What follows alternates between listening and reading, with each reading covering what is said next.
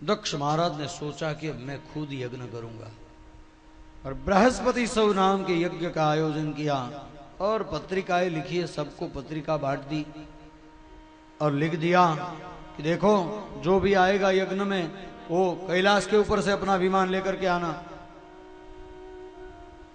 जब यज्ञ का दिन आया तो सब लोग अपने विमान कैलाश के ऊपर से चला रहे। शिव को पता चलना चाहिए कि मैं यज्ञ कर रहा हूं और तुम्हें आमंत्रण नहीं दिया है। अब सब अपने अपने विमान कैलाश के ऊपर से लेकर के निकल रहे थे। अब यहां सती और शिव सत्संग कर रहे थे। उसी समय सती ने कहा, प्रभु ये सब कहां जा रहे हैं? बोले जहां जाते हैं वहां जाने दो, हम अपना काम करते हैं ना। बोले नहीं, आप मुझे बताइए। तब जाकर शिव जी ने कहा कि तुम्हारे पिताजी यज्ञ कर रहे हैं और उसी यज्ञ में ये सब जा रहे। बोले यज्ञ में जा रहे? बोले हाँ, मैं भी जाऊंगी। भगवान शिव ने सारी बातें बताई कि तुम्हारे पिताजी ने मेरा अपमान किया और हुक्म किया कि जो भी शिव को हिस्सा देगा उसे मार दूंगा।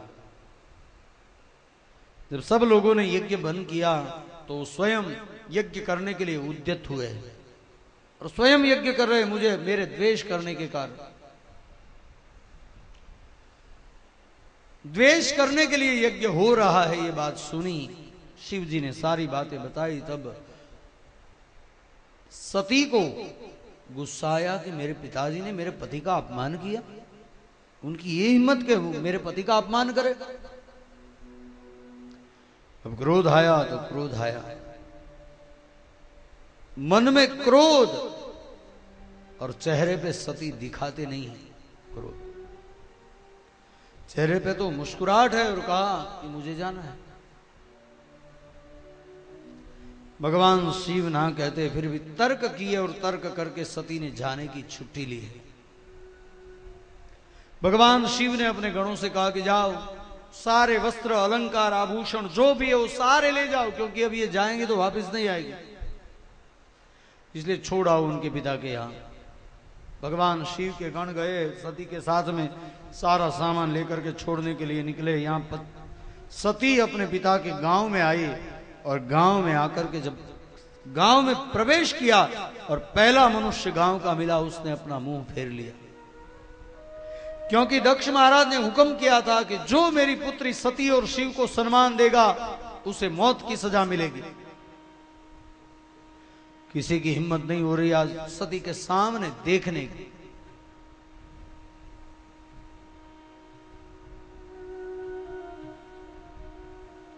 जो भी मिलता है वो अपना मुंह फेर लेता है। सती समझ गई कि मेरे पति जो भी कह रहे थे वो सच था। अब आ गई हो तो देखती हूं क्या कर रहे मेरे पिताजी। सती आई, अपने महल में जब प्रवेश किया तो सामने बहनें मिली और बहनों को देख करके सती को लगा कि ये मुझे सम्मान देगी, लेकिन बहनों ने भी सम्मान नहीं दिया, उन्होंने भी अपमान किया। और रामायण में तुलसीदास जी ने कहा है कि सबते कठिन जाति अपमान। अपमान बड़ी बुरी बात है। सम्मान न दे तो कोई बात नहीं, लेकिन कम से कम अपमान तो न करे।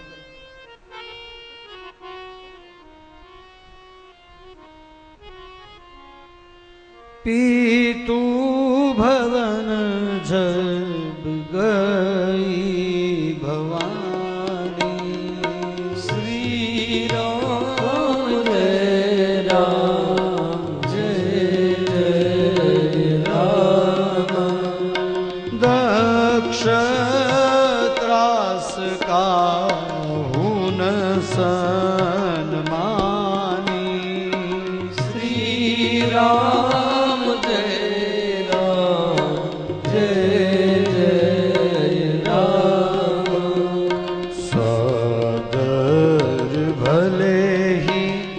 मिली एक माता भगिनी मिली बहुत मुस्काता।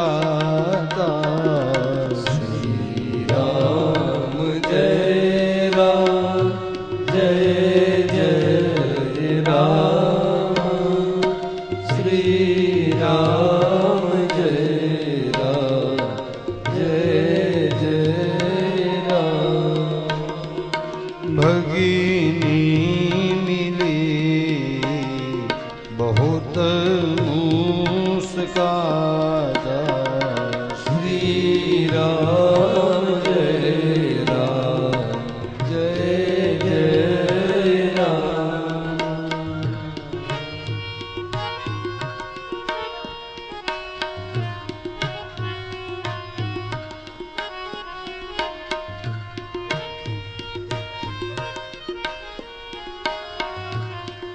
जब सती अपने पिता के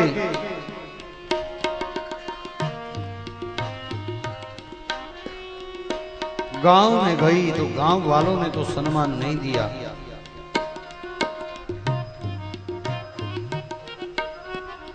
अपनी खुद की बहनों ने भी सम्मान नहीं दिया।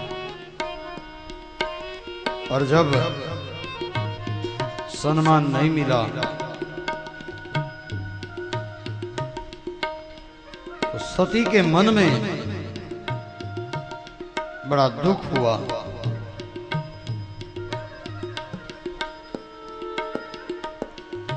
सती के मन में विचार आया कि अब मैं क्या करूं, यहां जाओ या ना जाओ। जाऊंगी तो भी तकलीफ है और नहीं जाओगी तो भी तकलीफ है।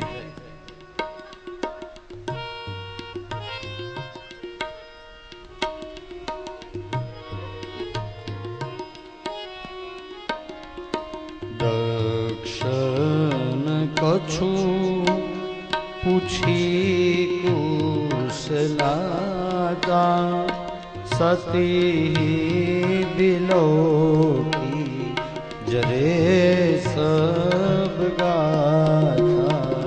श्री राम जय राम जय जय राम, श्री राम जय राम जय जय राम। पंछील दुख न हृदय अस व्यापा, जस याहु भयउ महापरितापा।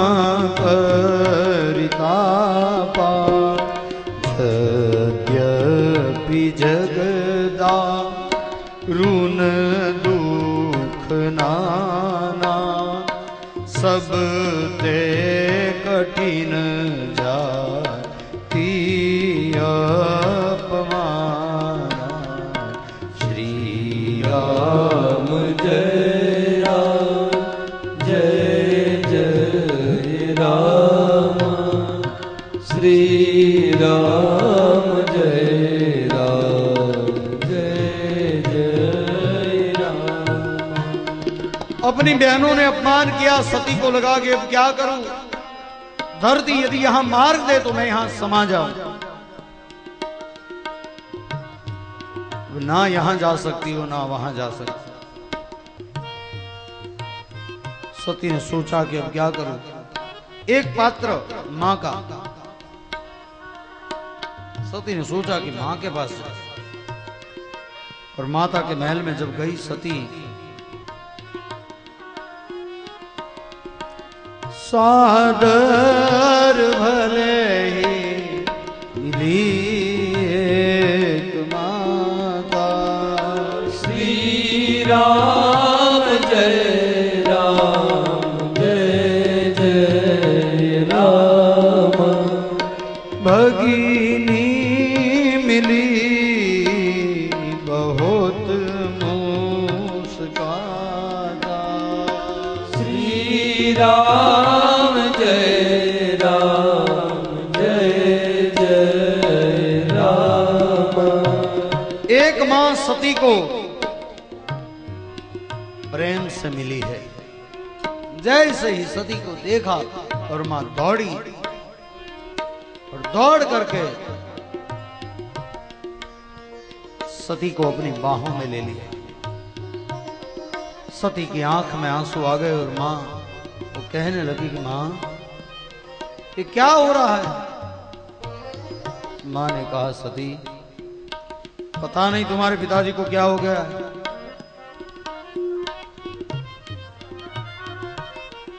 और तुम्हारे पति के द्वेष के कारण ये तुम्हारे पिताजी आज का यज्ञ कर रहे हैं। और जब ये बात माता ने बताई और सती को क्रोध आया। समूजी सो सती भयउ अति क्रोधा। श्री राम जय राम जय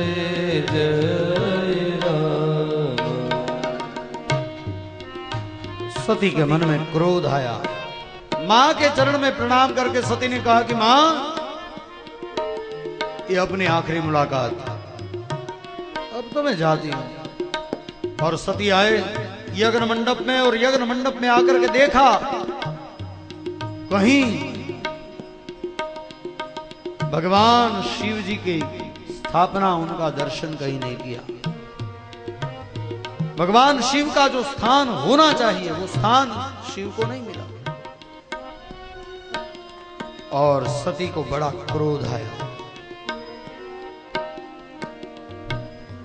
और सती ने कहा, देखते हैं। अपने पिता के पास में गए और पिता के पास में जाकर के, पिताजी सती की ओर मुंह रख के खड़े थे। जैसे सती को देखा तो अपना मुंह फेर लिया। सती समझ गए। सती ने पिता के पास जाकर के कहा, पिताजी आप मेरे पिता हैं, इसलिए मैं आपको दंड दे नहीं सकती हूं, लेकिन ये शरीर आपके द्वारा निर्माण हुआ है, इसलिए इस शरीर को मैं दंड दूंगी। और उसी समय सती ने अपने दाहिने पांव में से योग अग्नि प्रज्वलित किया और जैसे ही योग अग्नि प्रज्वलित हुआ, सती का देह जलने लगा है। ज्वालामुखी की तरह वहां आग लगी। यज्ञ मंडप में हाहाकार मच गया।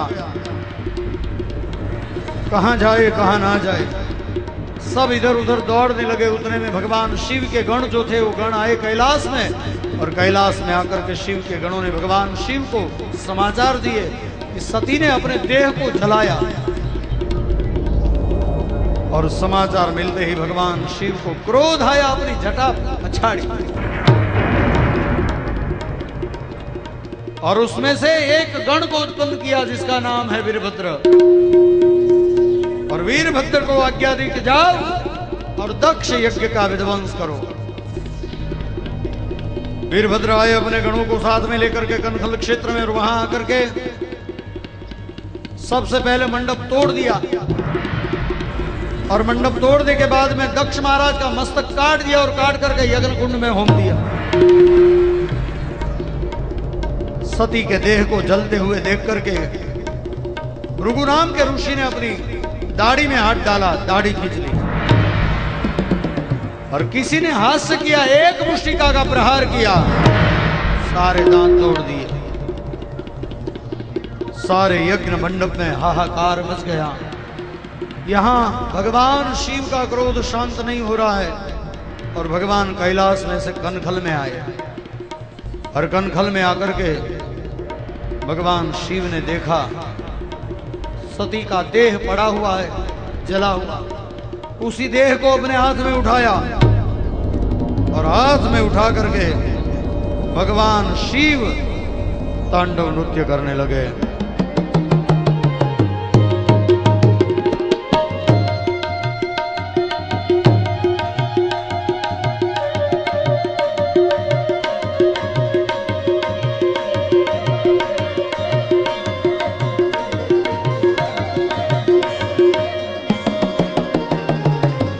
ये तो भगवान शिव का क्रोध, तीसरा नेत्र खुल गया और भगवान भोले बाबा तांडव नृत्य करते हैं। सारी पृथ्वी को डगमगा दिया। शेष नारायण डोलने लगे क्योंकि पृथ्वी का भार उनके सर पे है।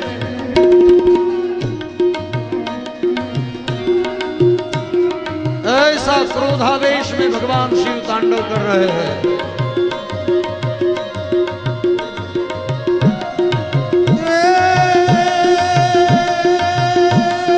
शैल शृंग सम विशाल,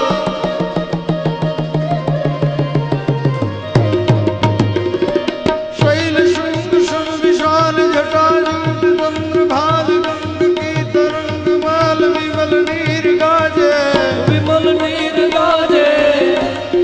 लोचन त्रय लाल लाल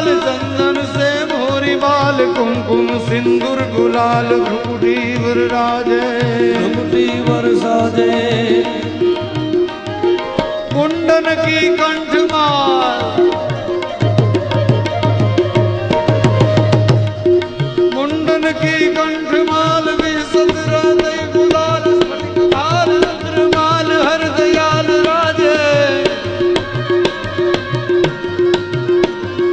बम बम बम डमरुबाज डम डम डम बम बम बम डमरुबाज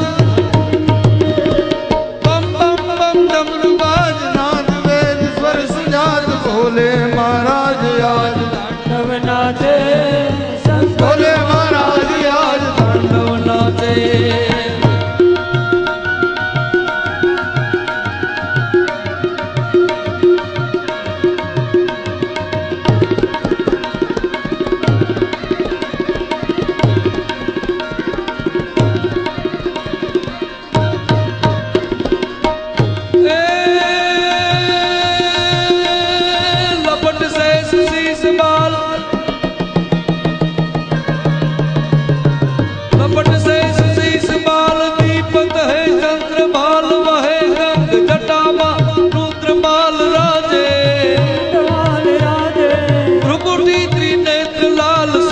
कंठ भुज विशाल भस्म लगी जंग माल रुद्र रूप राजे धाधिलांग धिटखिट धिलांग बाजे मधुर विष्णु कमर बाजे बम बम बम डमरू बाज बम बम बम डमरू बाज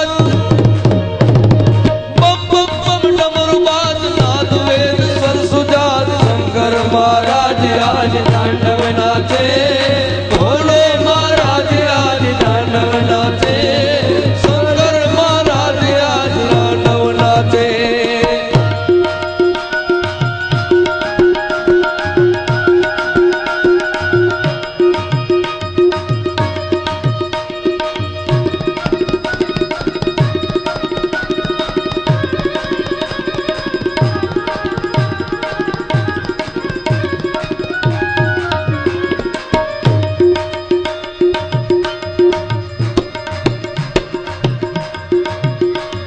भगवान शिव को बड़ा क्रोध आया, पृथ्वी डगमगाने लगी।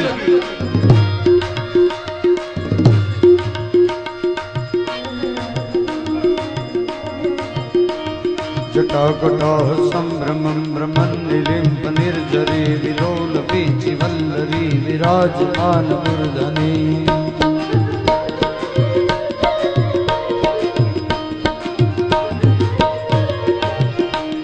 जटाकटाह संभ्रमं भ्रमन् निलिम्प निर्जरी विलोल वीचि वल्लरी विराजमान मूर्धनि।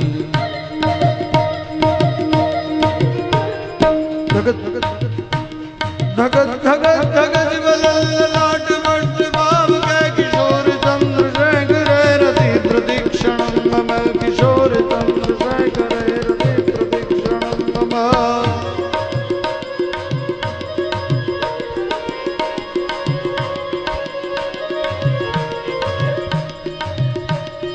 लपट शेष शीश लाल दीपक है चंद्रभा।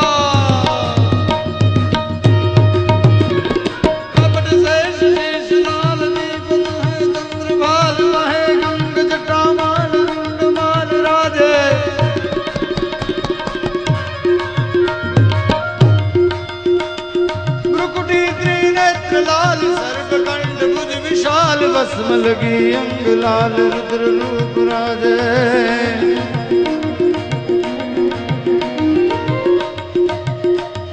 धाधिलांग धाधिलांग धिरकट धिरकट धिडान।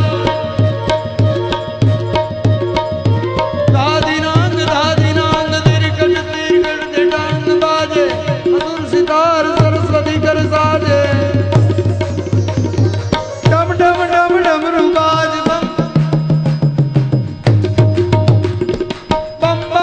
डमरू बाज डम डम डम डमरू बाज।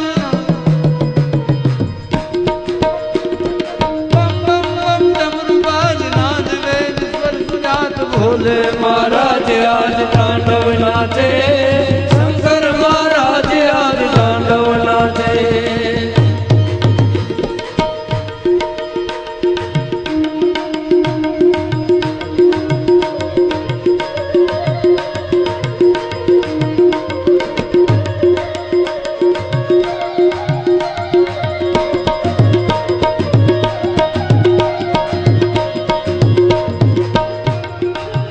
भगवान शिव को क्रोध आया, सारी पृथ्वी डगमगाने लगे। अंतरिक्ष में देवतागण ये दृश्य देखने के लिए उपस्थित हो गए।